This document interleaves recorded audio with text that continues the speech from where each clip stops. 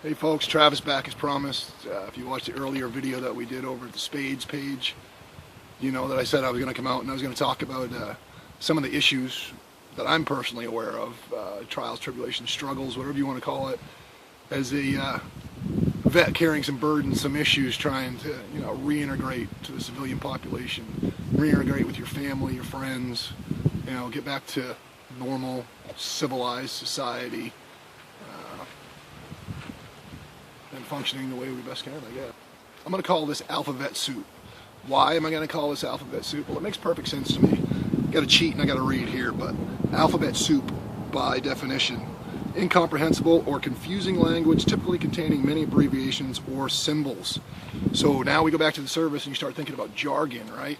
All the acronyms. I mean, there are literally manuals just for acronyms in the service, so you know what the hell you're talking about. I think it's perfectly fitting to do this type of a segment, clip, whatever you want to call it, and call it exactly that, AlphaVet soup. Alpha, anybody's worn a uniform, you're a bit of a atypical personality more than likely. If you weren't before, the service probably made you one, especially putting you in leadership roles and making you take on those responsibilities. So that's where the alpha comes from as far as I'm concerned. The vet, that's self-explanatory.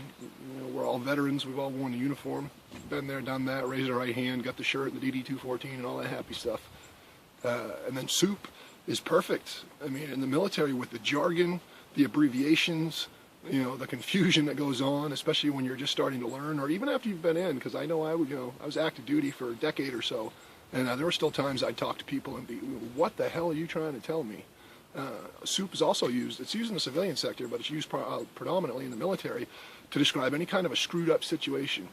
Kind of along the same lines as bohica or snafu or any of those good old ones. But soup is just a, it's a mixed up, muddled mess of whatever, whether it's the individual that you're talking about or situations. So there you have it. That is my reasoning and thinking behind calling this AlphaVet soup. So with that said, we'll proceed.